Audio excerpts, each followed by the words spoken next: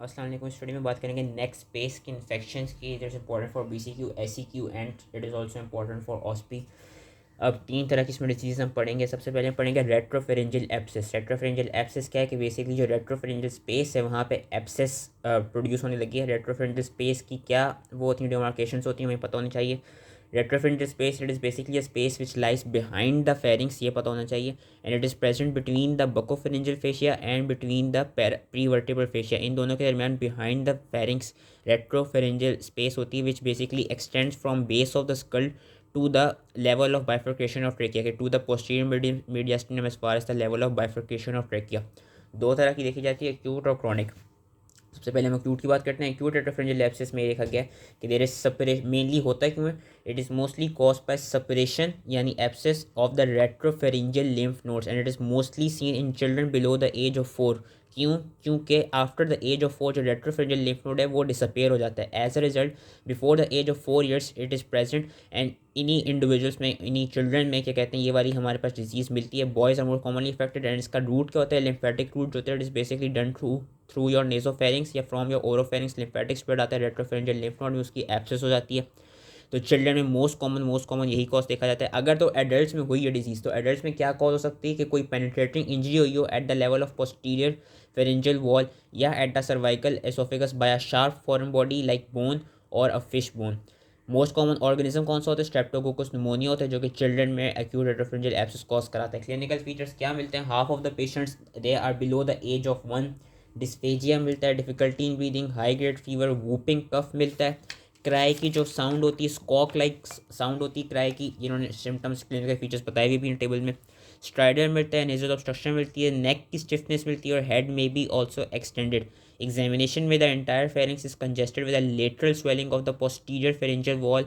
Edema of the larynx is seen, and sudden death can occur if there is spontaneous rupture of the abscess and thus aspiration हो जाए अगर पस की in the respiratory tract। Investigation हम क्या कराते हैं, इमेजिंग स्टडी में हम प्लेन एक्सरे कराएंगे नेक का लेटरल व्यू में, याद रखना होगा, और हम सिटी कराते हैं, और बाकी हम वो जो पस है उसकी इंसिजन एंड ड्रेनेज के थ्रू उसकी कल्चर और सेंसिटिविटी कराते हैं। और डिफरेंशियल डायग्नोसिस क्या क्या देखेगा, इन क्विंसी, क्रॉनिक रेट्रोफेरेंजियल एब्सेस और पैराफेरेंजियल एब्सेस। ट्रीटमेंट क्या होती है, मेन जो सबसे पहली ट्रीटमेंट है, इमीडिएटली हमको इंसिजन और ड्रेनेज करानी होगी अंडर जनरल या अंडर लोकल एनेस्थीसिया, ये मेन ट्रीटमेंट है। उसके बाद जब पस का जो कल्चर आ जाता है, कल्चर के बाद हम वही ब्रॉड स्पेक्ट्रम सिस्टेमिक एंटीबायोटिक्स देते हैं पेरेंट्रल रूट से। अगर तो रेस्पिरेटरी ऑब्स्ट्रक्शन हो रही हो देन ही हम ट्रेकियोस्टोमी कराएंगे, वरना नहीं कराते। तो एक्यूट रेट्रोफेरेंजियल एब्सेस का याद रखना था कि मोस्ट कॉमनली चिल्ड्रन में होता है बिलो 4 ईयर्स ऑफ एज, इससे ऐसे क्यों आ सकता है। क्रॉनिक रेट्रोफेरेंजियल एब्सेस की बात करें तो क्रॉनिक इज सीन इन, क्या कहते हैं, एडल्ट्स। और बेसिकली क्रॉनिक में मेन कॉज क्या होता है कि यूजली टीबी की वजह से क्रॉनिक रेट्रोफेरेंजियल एब्सेस होती है। दो रूट्स देखेंगे जिससे टीबी जो है वो क्रॉनिक रेट्रोफेरेंजियल एब्सेस कराता है, या तो ट्यूबरक्लोसिस क्या करा सकता है, इरोजन करा सकता है सर्वाइकल वर्टेब्रा की, क्योंकि हमें पता है कि ट्यूबरक्लोसिस में बोन्स की भी इन्वॉल्वमेंट होती है पॉस्ट डिजीज की तरह। तो इरोजन हो सकती है सर्वाइकल वर्टेब्रा की, जिसकी वजह से टीबी जो है वो फिर क्रॉनिक रेट्रोफेरेंजियल एब्सेस कराएगा, या टीबी अगेन लिम्फेटिक चैनल्स के थ्रू ही क्रॉनिक रेट्रोफेरेंजियल एब्सेस कॉज करा सकता है। अगर तो ये सर्वाइकल वर्टेब्रा की इरोजन की वजह से करा रहे हैं तो जो हमको वो नज़र आएगी, एब्सेस नज़र आएगी, that would be seen centrally behind the pharynx. Whereas अगर तो वो लिम्फेटिक चैनल की वजह से डिजीज़ कॉज करा रहे हैं तो जो हमको रेट्रोफेरेंजियल एब्सेस मिलेगी that would be seen laterally, that would be seen lateral to the pharynx. इसमें इरोजन में centrally behind the pharynx and lymphatic में लेटरली। क्लिनिकल फीचर्स क्या हैं कि ज़्यादातर older children, adolescents, adults involve होते हैं क्योंकि ट्यूबरक्लोसिस उन्हीं को ज़्यादा इन्फेक्ट करता है। स्लो होता है इसका onset and it is usually masked by primary infection, के वही जो प्राइमरी टीबी के सिम्टम्स हैं वो पहले आते हैं, बाद में हमें क्रॉनिक रेट्रोफेरेंजियल एब्सेस के सिम्टम्स मिलते हैं। पेन होगा, थ्रोट में डिस्फेजिया होगा, इसके भी क्लिनिकल फीचर्स यहाँ लिखे हैं, इससे याद कर लेना टेबल से। बाकी हमको टीबी के कुछ जनरल साइन और सिम्टम्स मिलेंगे। फ्लक्चुएंट सी स्वेलिंग नजर आती है, seen in the posterior pharyngeal wall which is either centrally placed और either laterally placed, depending upon किस तरह से उसने स्प्रेड कराया है। बाकी हमको इनलास्ट और पैल्पेबल सर्वाइकल लिम्फ नोड्स मिलते हैं। इसमें भी हम वो इन्वेस्टिगेशन कौन सी कराते हैं, इमेजिंग में हम प्लेन एक्सरे कराते हैं और साथ में सिटी कराते हैं। इन्वेस्टिगेशन बाकी हम कराते हैं टीबी की, हम ब्लड सीपी कराएंगे, ESR कराएंगे, चेस्ट एक्सरे कराएंगे, स्पूटम का कराएंगे और मेंटॉक्स टेस्ट कराएंगे। ट्रीटमेंट यही है कि इंसिजन और ड्रेनेज की जाए एब्सेस की, और टीबी को ट्रीट करने के लिए एंटी ट्यूबरकुलस ड्रग्स दे दिए जाएँ। फिर हम आते हैं पैराफेरेंजियल एब्सेस में। अब again just like retropharyngeal abscess, parapharyngeal abscess की भी जगह का पता होना चाहिए कि इट इज़ बेसिकली एब्सेस कहाँ हो रही है, पैराफेरेंजियल स्पेस में। That parapharyngeal space it lies lateral to the pharynx, वो बिहाइंड थी, ये लेटरल टू द फेरिंग्स है। It extends from base of the skull to the level of hyoid bone, it is pyramidal in shape, and ये पता होना चाहिए कि medially buccopharyngeal fascia से और क्या कहते हैं पोस्टीरियरली प्रीवर्टिब्रल फेशिया से ये इसके रिलेशन होते हैं, क्योंकि ये एमसीक्यू में आ जाता है कि मीडियली या पोस्टीरियरली क्या रिलेशन है। तो medially buccopharyngeal fascia, posteriorly prevertebral fascia. Infection जो है वो आता कैसे इस स्पेस में, टॉन्सिल्स के थ्रू, टॉन्सिलर फोसा में कोई इन्फेक्शन हुआ वो स्प्रेड कर जाए, पेनिट्रेटिंग फॉरेन बॉडी को आके लगे, लोअर विजडम टूथ में कोई इन्फेक्शन हुआ हो या सराउंडिंग गम्स एंड बोन्स में कोई इन्फेक्शन हुआ वो फिर स्प्रेड करता है। एक्सटर्नल ट्रॉमा हुआ हो कोई नेक के लेवल पे अगेन बाय पेनिट्रेटिंग इंजरी, या ईयर से कोई इन्फेक्शन हो जो कि पीटर्स एस्पेक्ट के लेवल से पैराफेरेंजियल स्पेस तक वो कर देता है, इन्वेट कर देता है। एडोलेसेंट एंड एडल्ट्स में ज़्यादातर देखा जाता है, और उसमें जो मॉलिक्यूलर ऑर्गेनिज्म है दैट इज जो स्टेफिलोकोकस। क्लिनिकल फीचर्स क्या मिलते हैं, क्लिनिकल फीचर्स का टेबल बना हुआ है, वहाँ से भी पढ़ सकते हैं। Severe pain in the throat, marked trismus होता है, हाई ग्रेड फीवर होता है, स्वेलिंग मिलती है नेक पे which is painful and tender to touch.